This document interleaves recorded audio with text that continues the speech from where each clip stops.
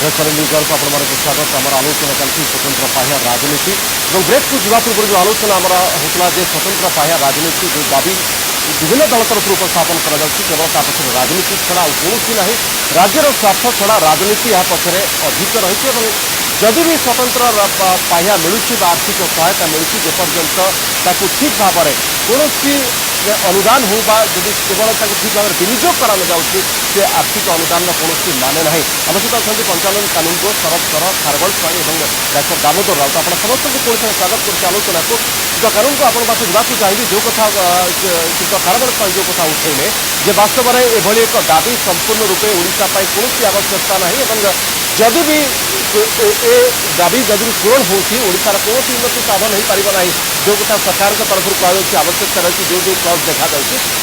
जो राज्यगुड़ी भी अतीत में मिली स्वतंत्र पाह्या से अवस्था कौन परिवर्तन होना स्वतंत्र सहायता बाद छाड़देले एकदम ठीक आसाम को छाड़देले उत्तराखंड में किसी परिमाण में इंडस्ट्री कितु दुईट कथा कौन डॉक्टर राउत राज्य में जन जनाशुना राजनेता और गुरुता राजनेता सब से इतिहास गुड़िक विषय भल कही मन थाए मोर धारणा धारणा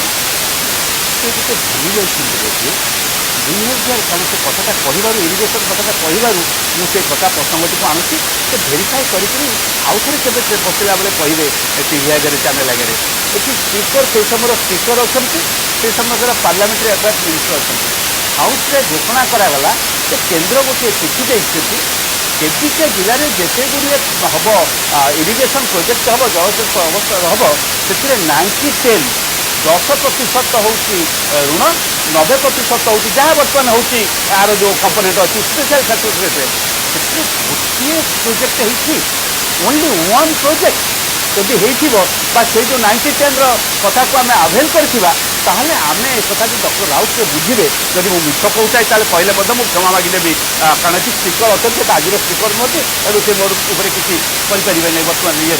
कितु मुझे कथा जब मिछ कहूए मुझे ये टीवी आगे क्षमा मागिदेवी ये गोटे से कथा आगे कहे द्वितीय कथाटी है जो आदिवासी कथाटी कहले ट्राइबल सबप्लान जो ऑब्जेक्टिव नहीं ट्राइबल सबप्लान से गणपति फर्मुला नहीं से ट्राइबल सबप्लान गत 4 वर्ष भितर जहाँ बर्तमान आम करूँ तार आनालिसिस बजेट ट्राकिंग करुँ अनेक बुद्धिमान विज्ञ लोक मैंने बस डिसाइड कर देखी प्राय पाखापाखि 42% 42% टंका जो ट्राइबल सबप्लान नॉन ट्राइबल उद्देश्य कटक भुवनेश्वर काली पार्टी रही खबर कागज बाहरी से फ्लाईओवर कर जेल या कोर्ट या ये कथा खर्च हो कथार संपूर्ण तथ्य मुझे जानी था से कथा उठेबे बोलिक मुझे आनी था खाली एति कहली गत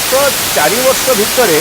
42% टंका विभिन्न डिपार्टमेंट रे नॉन ट्राइबल उद्देश्य खर्च हो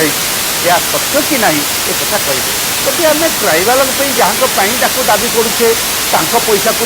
खर्च नक अन्यत्र खर्च करुचे जदि आम जो कथा कहूचे आज स्पेशल कैटेगोरी स्टेट मागुचे से स्पेशल कैटेगोरी जो गोटे बड़ पारामीटर जे इरिगेशन जो जल संपद कथा कहले वास्तव में आमर जल संपद को व्यवहार करने सबुठ बड़ मुख्य काम था ताहले आम केबिके जिले में आम से 90-10 किसी प्रोजेक्ट सहित सारो परवर्त अवस्था कहले मुझे आहरी एक आगुआ व्यवस्था कहली द्वितीय कथाटी हूँ हाँ 11 फाइनान्स कमिशन पर्यंत आम जो ऋण जनतार छटपट होलु कारण मैं कथा भी कही रखे श्रीयुक्त नीलमणि राउतराय जो एक आनिले से मुझे विधानसभा विधायक थी और परवर्त अवस्था से समय जब कई खबर कागज को लक्ष्य करते अनवर्त भाव में त्रिलोचन कानून को मो बड़ भाई स्पेशल कैटेगोरी स्टेट्र परिवर्तन करमको 90-10 दिजाऊ ताकू लेकिन अनेक तर्क वितर्क उठे खबर कागज प्रकाश होता लड़े करूँ कि तार स्थिति 97 1997 तार स्थिति जो 12 फाइनान्स कमिशन आसला आपको करागला और जिते राज्य सरकार एसईजेड गुड़िक परमिशन देकर टिकस आलाउ करदे बड़ बड़ कारखाना को प्रोत्साहन करने निज टिकस अलाउ करदे छाड़देले ତା ପରବର୍ତ୍ତୀ ଅବସ୍ଥାରେ କୃଷି ତାକୁ ନେଇକରି ଦାବି କରିବା ବେଳକୁ ଆପଣଙ୍କର ସେଇ ନିଶ୍ଚିତ ରୂପେ। ଆଉ ନାହିଁ ଏକଥା ଆମେ ସମସ୍ତେ ବିଚାର କରିବା ଉଚିତ। ଏକଥା ଡକ୍ଟର ରାଉତ ପାଖରେ ମୁଁ କାହିଁ କହୁଛି ନା ସେ ଜଣେ ଅନ୍ତତଃ ନିଶ୍ଚିତ ରୂପେ। କଂଗ୍ରେସ ବଡ଼ ଗୋଳିଆ ମଳିଆ ଅବସ୍ଥା କରୁଛି। ଆଜ୍ଞା। କଂଗ୍ରେସ ବି କହିଦେଉଛି ଏଠି କେତେବେଳେ କହିଲାଣି ଯେ ଆମେ ବି ସେ ଖାରବେଳକୁ ତ ସ୍ପଷ୍ଟ ଭାବରେ କହୁଛନ୍ତି ଯେ କଂଗ୍ରେସ ବାଲା ମଧ୍ୟ ରାଜ୍ୟରେ ସେ କେବଳ ଲୋକଙ୍କୁ ମାନେ ଭୁଆଁ ବୁଲେଇବେ ସେଥିରେ ସେ ବି ବ୍ୟସ୍ତ ଅଛନ୍ତି। କାଳେ କାଳେ ଏକୁଟିଆ ବିଜେଡି ଫାଇଦା ନେଇଯିବ ସେ ମଧ୍ୟ ସେ ବି ଚାହୁଁଛନ୍ତି। ସେଥିରେ କିଛି ଆଜ୍ଞା ଆଜ୍ଞା କିନ୍ତୁ ନିଶ୍ଚିତ ସ୍ପଷ୍ଟ ରୂପେ। କଥାଟି ହେଉଛି ଏଇଠି ଏହା ଦ୍ୱାରା କୌଣସି ରାଜ୍ୟର କୌଣସି ଫାଇଦା ମିଳିବାର ନାହିଁ ଏଭଳି ଏକ ଦାବି ବା ଏଭଳି ଏକ ଦାବି କରିବା ପଛରେ। ମୁଁ ଆସିବି ଡାକ୍ତର ରାଉତ ସମୟ କମ୍ ଅଛି। ଯେଉଁ କଥା ଏଠି ଉଠିଲା ଖାରବେଳ ବାବୁ ଯେଉଁ କଥା ଉଠେଇଲେ ଶୀତ କର ଯେଉଁ କଥା ଉଠେଇଲେ ଏବଂ ଶୀତ କାନୁନକୁ ଯେଉଁ କଥା ଉଠେଇଲେ ବାସ୍ତବରେ ଏ ସ୍ୱତନ୍ତ୍ର ମାନ୍ୟତା ବର୍ତ୍ତମାନ ସ୍ଥିତିରେ ମିଳିଲେ କୌଣସି ଫାଇଦା ମିଳିବାର ନାହିଁ ଯେପର୍ଯ୍ୟନ୍ତ ଯଦି ଯାହା ଖାରବେଳ ବାବୁ ତଥ୍ୟ ରଖିଥିଲେ କେତେ ଅର୍ଥ ଫେରି ଯାଉଛି ଏବଂ ପଞ୍ଚାନନ ବାବୁ ଉଦାହରଣ ରଖିଲେ ଯେ 90-10ରେ ମିଳିଥିଲା ଜଳସେଚନ ପାଇଁ କ'ଣ ରାଜ୍ୟ ସରକାର ତାର କ'ଣ ସଦୁପଯୋଗ କଲେ ଏବଂ ଯେଉଁ ରାଜ୍ୟଗୁଡ଼ିକୁ ଆଜି ପର୍ଯ୍ୟନ୍ତ ମିଳିଛି 11ଟି ରାଜ୍ୟକୁ ସେଗୁଡ଼ିକର ଅବସ୍ଥା କ'ଣ ମଧ୍ୟ ଆପଣ ଭଲ ଭାବରେ ଜାଣନ୍ତି। ନାଇଁ କଥାଟାକୁ କେଉଁ ବାବୁରେ ଯୁକ୍ତି କରିବେ ଆମର ପଞ୍ଚାନନ ବାବୁ ଯେ ଅର୍ଥମନ୍ତ୍ରୀ ଥିଲେ ସେ ଯେଉଁ ପର୍ଯ୍ୟନ୍ତ ଅର୍ଥମନ୍ତ୍ରୀ ଥିଲେ କେନ୍ଦ୍ରୀୟ ଅନୁଦାନ ଯାହା ଆସୁଥିଲା ଠିକ୍ ଖର୍ଚ୍ଚ ହେଉଥିଲା। ସେ ଚାଲିଗଲା ପରେ ଖର୍ଚ୍ଚ ହେଉନି ବୋଲି ସେ ଆସୁନଥିଲା ପୁରା କମ୍ ମୁଁ ଆସୁଥିଲା। କିନ୍ତୁ ଅଲଗା କଥା କହୁଛି। ମୁଁ ସିଧାସଳଖ କଥା କହୁଛି ଆମର ଯେଉଁଟା ପ୍ରାପ୍ୟ ସେ ନ ଦେବେ କାହିଁକି? ଯଦି ଦେଇଥାନ୍ତେ ତାହେଲେ ଓଡ଼ିଶାର ଯେତିକି ସମ୍ଭାବନା ଥିଲା ତାକୁ ଯଦି ଉପଯୋଗ କରିବାର ଦାୟିତ୍ୱ କେନ୍ଦ୍ର ସରକାରଙ୍କ ସାମ୍ବିଧାନିକ ଦାୟିତ୍ୱ ସେ ତୁଲେଇଥାନ୍ତେ ଓଡ଼ିଶା ହୁଏତ ଭାରତ ବର୍ଷରେ ଅନ୍ୟତମ ଅଗ୍ରଗାମୀ ରାଜ୍ୟ ଥାନ୍ତା। ଆଜ୍ଞା ଯେତିକି ତା ଆସିବା ସିଏ ଖର୍ଚ୍ଚ ଦେଇନାହାନ୍ତି, ହେଇପାରୁନି। ଅବହେଳା କରିଛନ୍ତି ଏବଂ ବର୍ତ୍ତମାନ କ'ଣ ହବ ନ ହବ ଯେଉଁ କଥା କହିଲେ 1,000 କୋଟି ଟଙ୍କା ଫେରିଯାଇଛି 1,000 କୋଟି ସବୁ ମୁଁ ତା ଦେହରେ ସହମତି ନୁହେଁ। କାରଣ ଯେଉଁ ଟଙ୍କା ଆସେ ସେ ଫେରସ୍ତ ଯାଏ ନାହିଁ। ଯେଉଁ ତାଙ୍କର ଋଣ ଜଞ୍ଜାଳ ଯେଉଁ କରିଥିଲେ ସେଇ ଋଣ ଜଞ୍ଜାଳ କେନ୍ଦ୍ରୀୟ ଋଣ ବାବଦକୁ କେଉଁଠି ପରିଶୋଧ ହୋଇଥିବ ମୁଁ କହିପାରିବି ନାହିଁ। ଏକଥା ସତ୍ୟ ଓଡ଼ିଶାର ବର୍ତ୍ତମାନ ଆର୍ଥିକ ସ୍ୱଚ୍ଛଳତା ଆସିଛି। ଆର୍ଥିକ ସ୍ୱଚ୍ଛଳତା ଆସିଲା ବୋଲି କେନ୍ଦ୍ର ସରକାର ତାଙ୍କର ଯେଉଁ ସାମ୍ବିଧାନିକ ଦାୟିତ୍ୱ ତୁଲେଇବେ ଏବଂ ଆମକୁ ବିହାର କଥା ମୋତେ ଯେତେବେଳେ ଉଠୁଛି 12,000 କୋଟି ଟଙ୍କା ବିହାରକୁ ଓଡ଼ିଶାକୁ 1,200 କୋଟି ଟଙ୍କା ନାହିଁ। ଏଠି ପରା 1944 ମସିହା ପର୍ଯ୍ୟନ୍ତ ବିଶ୍ୱବିଦ୍ୟାଳୟ ନଥିଲା। ଗୋଟିଏ ବିଶ୍ୱବିଦ୍ୟାଳୟ ହେଲା 1.5ଟା କଲେଜକୁ ନେଇକରି ଆମ ପିଲାମାନେ ପୁରା Patna university Calcutta university Madras university matric ପରୀକ୍ଷା ଦେଉଥିଲେ। ଆମର ଶିକ୍ଷା ଦୀକ୍ଷା ନଥିଲା, ରାସ୍ତାଘାଟ ନଥିଲା, ଖାଇବାକୁ ନଥିଲା ଏବଂ ସବୁଯାକ ଅବସ୍ଥା ଭିତରେ ଆମେ ସ୍ୱତନ୍ତ୍ର ରାଜ୍ୟ ଭିତରେ ପରିଣତ ହେଲୁ ଏବଂ 50 ମସିହାରେ ସମ୍ବିଧାନ ତିଆରି ହେଲା। ସମ୍ବିଧାନର ଯେଉଁ ଫେଡେରାଲ ଷ୍ଟ୍ରକ୍ଚର ରହିଲା ସେ ଅନୁସାରେ କେନ୍ଦ୍ର ସରକାର ଯଦି ଦାୟିତ୍ୱ ତୁଲେଇଛନ୍ତି ବୋଲି ପଞ୍ଚାନନ ବାବୁ ଖାରବେଳ ବାବୁ କହୁଛନ୍ତି ମୋର କିଛି କହିବାର ମୁଁ ନାହିଁ। ଜମା କହୁନାହିଁ କେନ୍ଦ୍ର କାହାର ସରକାର ତ୍ରୁଟି ଏନଡିଏ ବିଚ୍ୟୁତି ବି ଥିଲେ ଥାଇପାରେ, ଏନଡିଏ କାହାର ସରକାର ତ୍ରୁଟି ସମୟରେ ବିଚ୍ୟୁତି ଗୋଟେ ଥାଇପାରେ, ଚିଠି ଆସିଥିଲା। କିନ୍ତୁ କେନ୍ଦ୍ର ସରକାରଙ୍କ ପାଖରେ ଆମର ଯେଉଁ ହକ୍ ପାଇବା କଥା ବିହାରକୁ ସେମାନେ ଦେବେ ଆଜ୍ଞା ସ୍ୱତନ୍ତ୍ର ନାଇଁ ଉପାୟରେ ଡାକ୍ତର ରାଉତ ମାନ୍ୟତା ଯେଉଁ ଦେବେ, କଥା ବିହାରକୁ କୁହାଗଲା 12,000 କୋଟି ଯେ ଟଙ୍କା ଯେଉଁ ଦେବେ, ରାଜ୍ୟଗୁଡ଼ିକ ହକ୍ ଓଡ଼ିଶାକୁ ଦେବେ ନାହିଁ। ପାଇଛନ୍ତି ୟାର ସେମାନେ କି ଆଜି ଯୁକ୍ତି ଅଛି? ପର୍ଯ୍ୟନ୍ତ କ'ଣଟା କରି ଦେଖାଇଛନ୍ତି। ଯେଉଁ ଯାହା ହକ୍ ମାଗିବା ବେଳେ ମୁଁ ଡକ୍ଟର ରାଉତଙ୍କୁ ପ୍ରଶ୍ନ ହେଉଛି ହକ୍ ମାଗିଲା ବେଳେ ମଧ୍ୟ ଆମେ ସେ ଯେଉଁ ମିଳିଥିବା କଥା ଯାହା ଖାରବେଳକୁ କହିଲେ ସେ ଗୋଟେ ପାର୍ଟ ସେଥିରେ ମୁଁ ସେ ଯାଉନାହିଁ। ଯେଉଁ କଥାଟି ମୁଁ କହିଲି 90-10 ଯେ ଏଇ କଥାଟା ମଧ୍ୟ ଗୋଟେ part of this thing NDA government ସମୟରେ ମିଳିଥିଲା। ମୁଁ ତ ଏକଥା କହିବାକୁ ଚାହେଁ ଯେ ହଁ ଆର୍ଥିକ ସ୍ଥିତି ବହୁତ ଖରାପ ଥିଲା ଏବଂ ଆପଣ କ'ଣ ମନେ ରଖିବେ ନାହିଁ ଯେ ସେଇ ପିରିୟଡ଼ରେ ଆର୍ଥିକ ସ୍ଥିତି ବଦଳିବା ଫଳରେ ଆଜି ଏ ଅବସ୍ଥାକୁ ଆସିଛି। ଏଇଟା ଆପଣ ମନେ ରଖିଛନ୍ତି ଆପଣ କହିବେ ପ୍ରକାରାନ୍ତରେ। କିନ୍ତୁ ମୋର ବଡ଼ କଥା ହେଲା ଯେଉଁ 90-10 ପାଇଁ କରିଛେ କାହିଁକି ସେ କଥାଟି କାର୍ଯ୍ୟକାରୀ ହେଇନାହିଁ ଆପଣ ଟିକେ ଏକ୍ଜାମିନ୍ କରିକି କହିବେ ଦେଖିବେ। ମୁଁ ଏତିକି ମାତ୍ର କହିବି ବା ସଞ୍ଚାର କାଗଜରେ ଆପଣ ସେଇଟା ଗୋଟେ ଲେଖିଦେବେ।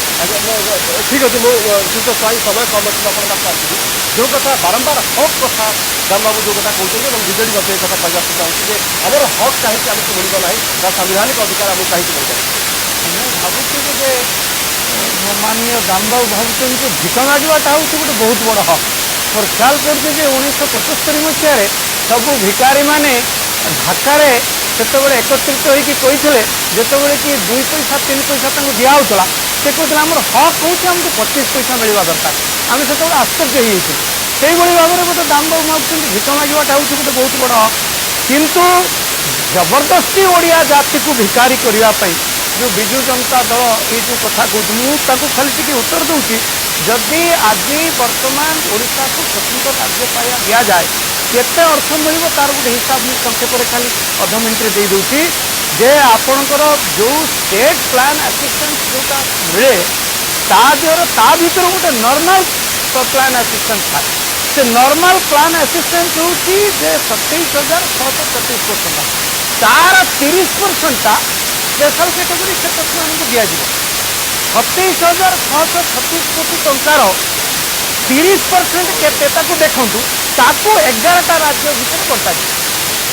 से केते पड़ो आप बुझु ओडिशा जब आउ गोटे मिशन तार 12टा राज्य हम ओडिशा को केते अर्थ साहाय्य मिल आप ये बुझे और ताद्वारा ओडिशार केमी बहुत बड़ विकास होता बुझे मुझे काटिବାକୁ ପଡ଼ିବ ଆଉ ଯେ ସ୍ପେଶାଲ ये खाली गोटे छोट उदाहरण दूसरी ये हूँ Indian council of rice research institute तार रिपोर्ट से कहूँ जे आंध्र प्रदेश रे गोटे हेक्टर जमी रे 31.48 क्विंटाल धान उत्पादन हुए 31.5 क्विंटाल प्राय पश्चिमबंग जो आम रोचे आउ गोटे पड़ोसी से हूँ 26.88 क्विंटाल अर्थात ये पाखापाखि 27 क्विंटाल हुए ओडिशा रे केते धान उत्पादन होची 14.5 अर्थात हूँ 14.5 क्विंटाल एटा हूँ सेंट्रल राइस रिसर्च इंस्टीट्यूट एटा हूँ रिपोर्ट। डॉक्टर राउत मुझे संक्षेप आपको जवाब चाहिए जो कथा खारबल बाबू कहले केवल जे ओडिया जाति को भिखारी कर केवल सरकार ओडिया जाति को भिखारी करने साम्राज्यवादी ब्रिटिश मैंने जो आरंभ करते बर्तमान पर्यंत केन्द्र जो मैंने शासन रोचे से पुनरावृत्ति करने चाहते निजर सांविधानिक अधिकार सब्यस्त करा गला बेले खारबल बाबू जब कहते भिक मांगा मोर किसी कहबार से तथ्य रखिदे जदि मिल मान्यता कौन ए किसी कौन फायदा मिलबार ना से स्पष्ट भाव में तार तथ्य रखिए और 95% फायदा मिलबार नहीं बोली कहले हमने फायदा मिलबार अच्छी फायदा मिल न मिल बोली कथा ना एवं जो कथा सब कहते 95 जो कथा कहले 90-10 विविध जिला को जो टंका आसला हठात एकादश पंचवार्षिक योजना आसला बेले कमेदे और से आसला जिते बर्तमान कौन हो केन्द्र सरकार जो अर्थ दौरान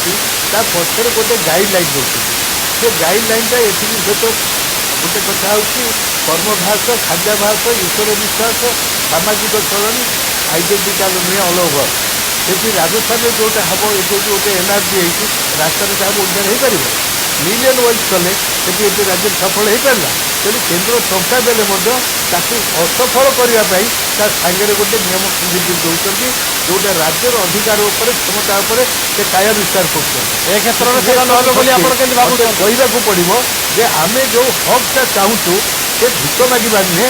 सांविधानिक अधिकार सब्यस्त करने चाहूँ केन्द्र सरकार जो सांविधानिक दायित्व ओडिशा प्रति अच्छी 97 मसीहा पर्यंत आपंकर foreign investment direct foreign investment को करईदे स्वराज फाल फेरिक गला पारादीप इस्पात कारखाना फेरिक गला 97 मसीह रिलैक्सेसन है बर्तमान पुंजी विनियोगकारी मैंने आसले बोली जे आमको कौन पर तुम एत हईराण कल और बर्तमान सुधा कहीं दबनी तुम्हें बिहार जो गोटे उन्नत राज्य होकर रही आमर अधे 71% बिहार राज्य था मध्यप्रदेश था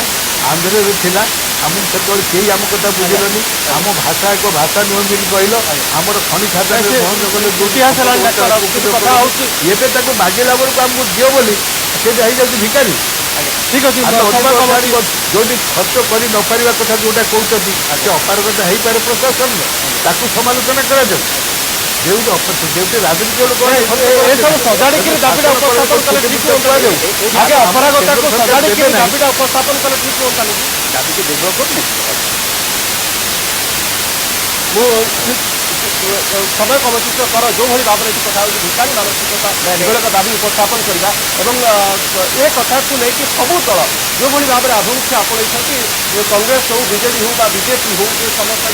से दाबी समस्त चाहते गोटे भोट बैंक काले दाबी ओहरजी पशिज वास्तव में ओडार स्वार्थ ये रोचे ना केवल राजनीति ओडार स्वार्थ मुझे कहबी निश्चित भाव में स्वार्थ निहित अच्छी ताकि जिते परिमाण में खारबल कहले मुझे कड़ा क्षेत्र कहबी ना मिथ्या कथा कहबी समस्त समस्त राइट पाते कि मुझे निष्पक्षता भाव में वैज्ञानिक हो आलोचना होना माने स्वतंत्र राज्य हेले आमको जो अनुदान जी मिल ऋण केमती मिल आप हिसाब करूँ ओडिशा केते आगेब और नंबर 1 स्टेट हो आम गले कि हिसाब आम रिजोल्यूशन एकाठी करदेलु स्वाभिमान सभा कर चली एवं शासक दल है बंद दिन करदेलु आसेम्बली एगुला गोटे इलेक्शन स्टंट भाया आपियर कर कांग्रेस हो जी हो तेणु निष्पक्ष भाव में गोटे सीरीयस कथा जो भावुचे ओडिशा को स्वतंत्र राज्य करने कौन गलती रहीगला केन्द्र सरकार कौन गलती रहा इरेस्पेक्टिव मिनिस्ट्री जी केन्द्र रोना कहीं वैज्ञानिक भाव में भारत वर्ष में आज पर्यटन 60% है नहीं आप सतरे बिहार बम्बे को सब हजार गई ओडिशा कमी गई पैसा भी आसूसी आम आम निर्बोधता आम दुर्बलता देखी यार सब दल मिसिक यदि करते कहीं अकाट्य युक्ति होता कहीं मना करते ये दृष्टि मो कहे एथर राजनीति न करा जो दल करें किंतु जो भाव में आज ये इश्यू एत थर आलोचना है स्वाभिमान आरंभ कर ब्लक में बसिक कोटे दस्तखत करवा अमुक करवा कैटेगरी जना पड़े पार्टी कार्यक्रम एवं इलेक्शन कार्यक्रम एवं कांग्रेस वाला से भाव आम पछे गलु कि आम रिजोल्यूशन अच्छु मो कांग्रेस दौड़ी कांग्रेस मो विरोधी दल नेता खाली कहीदेल सब कांग्रेस वाला कहना दरकार अन्य जगह गोटे पद मिटे दूसरे कारण से बोधे गोटे इे गोटे हिसाब सीबीजीए देते आ भितर गत 6 वर्ष भितर आवरेज पर कैपिटा अनुदान केन्द्र हाईएस्ट होशा 1654 टଙ୍କା सबुठार लोएस्ट हूँ केरल 700 केते टଙ୍କା पंजाब हरियाणा हूँ पाखापाखि 800 केते टଙ୍କା आम जे कथा कहला बेले आम जो उपासक ये सरकार समय जो हिसाब से कर सीबीजीए बोल गोटे संस्था आपको करके देखते खबर कागज बाहर ये सब कथा रही समाचार बाहर इकोनॉमिक टाइम्स सब बाहर से दृष्टि विचार कले आम सब कथा कहला बेले भाविबा नहीं भाविबा जे अनेक लोक किसी पाठशाठ पढ़ा लोक बाहर अच्छा से इतिहास को जहाँ तक धरिक ग्रहण कर पारे किसी लोक पाठ पढ़ी किसी लोक निज कर्म देखते किसी लोक साहसर सहित कम कर साहसर सहित कथा कहते एवं ओडिया जाति की भल पाती ओडिया राज्य को भल पाती से कौन आविरता ना मुझे कहीपरि ना खारबेल स्वाई ओडिया जाति को ओडिया भाषा ओडिया लोक भल पाती ना ओडिशा को भल पाती ना कथा चातुरी कहीं के भल पाइबा देखई पार ना आपको आम कार्य आम सिद्धांत या देखा पड़ो ताले ही आम ओडिया जाति प्रति विश्वासघातकता करूँ बोले विचार कर निश्चित रूपे प्रशासनिक अपारगता को जेपर्यंत दूर कर पारी जिते आर्थिक सहायता आसने भी कौन विकास हम ना राज्य ऊपर को उठी जाई पारिबो नाही एवं तार उदाहरण होउचंती जो 11टी राज्य को मिली स्वतंत्र मान्यता एवं एते आर्थिक सहायता पर भी कौन से आर्थिक उन्नति घटी समस्त भल भाव जानती एवं एभली स्थिति में केवल जदिव डॉक्टर राउत स्वीकार कर सारी आंदोलन पक्ष राजनीतिक उद्देश्य रही केवल राजनीतिक उद्देश्य रही एक दाबी को आगू बढ़ेगा और विधानसभा अचल करवा दिल्ली में जाकि समावेश करवा ए सबू पछरे नहीं राज्यर स्वार्थ कथा कहवा यहाँ केते दूर युक्तियुक्त पुणी थे विभिन्न राजनीतिक दल को चिंता करा पड़ो और ओडावासी को चिंता करा पड़ो जे वास्तव में जो राजनीतिक दल गुड़िक ए राजनीति कर भोट आदेवाई एभली एक इश्यू को उठाऊँ से असल मुखा चिन्ह रखा पड़े बहुत बहुत धन्यवाद आप समस्त को आवश्यक आलोचना भाग नहीं डाक्टर दामोदर राउत श्रीज पंचानन कानून को श्रीज शरद कर और श्रीज खारबेल आप समस्त को बहुत बहुत धन्यवाद समय होती निजात नमस्कार।